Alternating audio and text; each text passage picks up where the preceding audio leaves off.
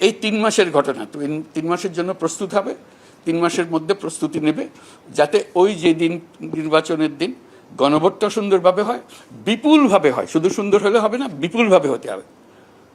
কারণ যত বেশি সংখ্যক লোক গণভোটে অংশগ্রহণ করবে, ততই তার স্বাস্থ্য ভালো হবে, সুন্দর হবে, লোকের বিশ্বাস আসবে যে না, লোকে চাইতেছে এটা, তাকে বুঝিয়ে দিতে হবে।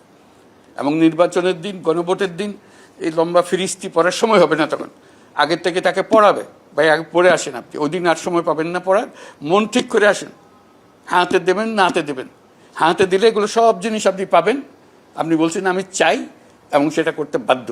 না হাতে বললে আপনি চান না, তাহলে আপনি একজন নাগরিক, আপনি চান না, কেউ জোর করে আপনাকে দেবে না। মন ঠিক করে আসেন, হাতে দেবেন না না হাতে দেবেন, বারে বারে বুঝিয়ে দেবে। হাতে দিলে এই সব জিনিস যেটা লিস্টি করা আছে এটা পড়ে নেন, এগুলা পাবেন। আর না হাতে দিলে এটা একটাও পাবেন না। এটাই আপনার বক্তব্য। কাজে আপনি মন ঠিক করে আসেন যেন সেদিন এটা করতে পারেন।